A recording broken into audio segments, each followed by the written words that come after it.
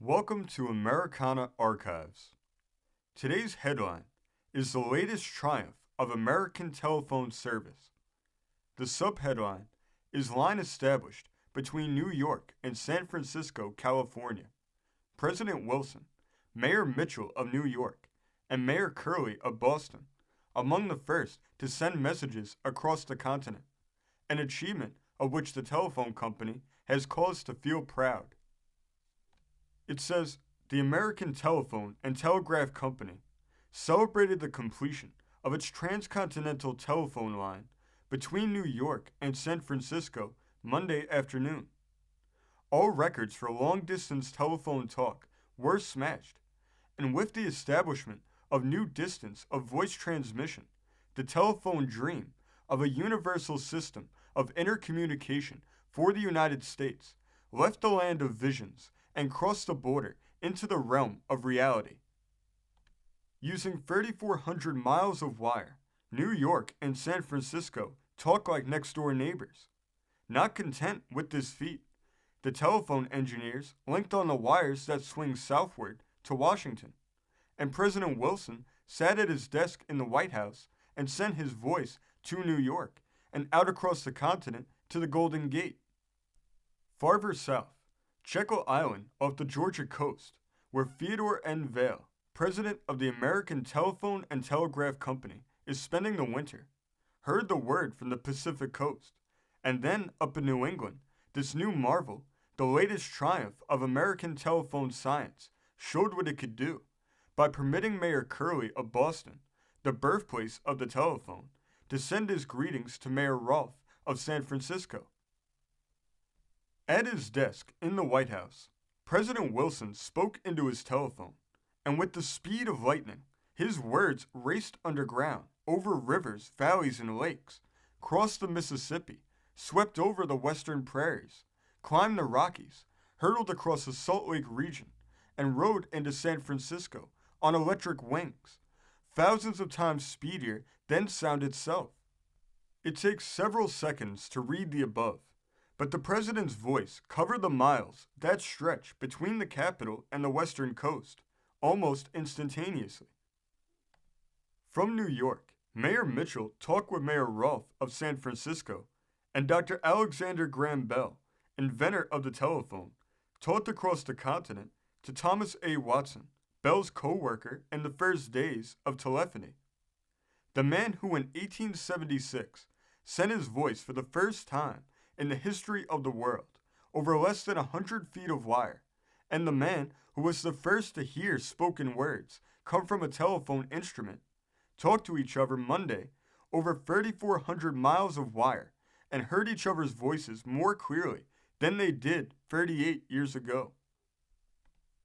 To show the tremendous strides in the telephone art, which have made possible ocean-to-ocean telephone talk, the American Telephone and Telegraph Company's engineers provided models of the first telephone instruments for Dr. Bell and Mr. Watson and connected these models with the transcontinental line by means of sections of the first telephone wire, which has been kept under glass in the company's museum. And the marvelous apparatus, now in use, overcame the deficiencies of the crude pioneer instruments and wire and made it possible for Dr. Bell to send his voice successfully to Mr. Watson, and for the latter to reply with equally good results. The test furnished striking proof of the high degree of perfection now attained in telephone apparatus.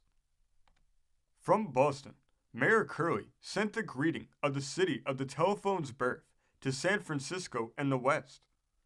Not far from the room in which Mayor Curley stood, the waves of the Atlantic washed against the shores of Boston Harbor, while the man with whom Mayor Curley talked could look out of the window and see the blue waters of the Pacific rolling into San Francisco Harbor.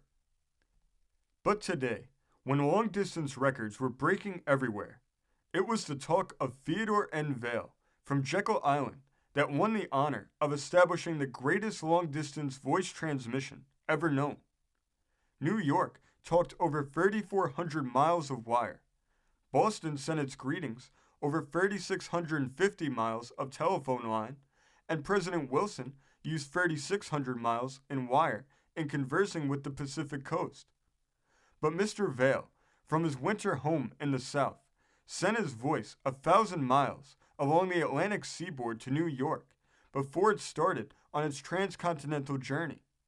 And the words of the man whose part in the development of telephony is so great arrived in San Francisco almost instantaneously after traveling a distance of 4,400 miles.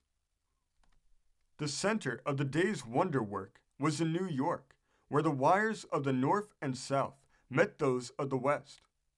In President Vail's office on the 15th floor of the telephone building at 15 Day Street, where Dr. Bell talked, was a group of men prominent in civic, commercial, and scientific life. On a table at one end of the room was the model of the first telephone transmitter. The thin coil of wire connected with it was that which had been taken from Bell's workshop in his boarding house at 5 Exeter Place, Boston, and today this instrument and this wire were part of the transcontinental telephone line.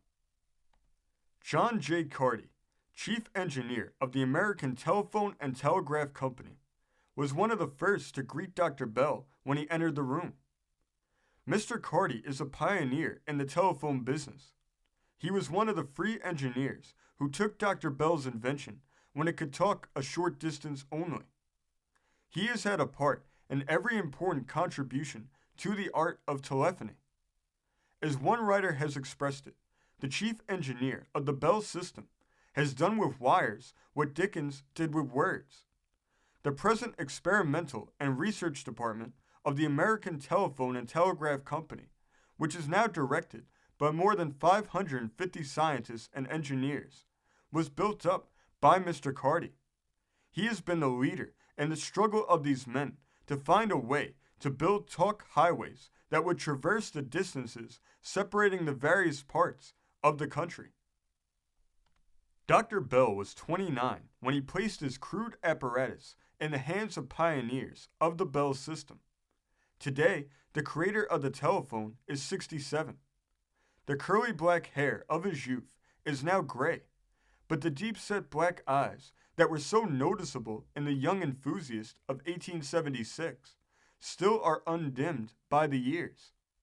It was fitting that after a lapse of 38 years, Mr. Carty, one of the men to whom Dr. Bell entrusted the upbuilding of the art of telephony, should place the replica of the first instrument in the hands of the venerable scientist and ask him to talk across a continent with it.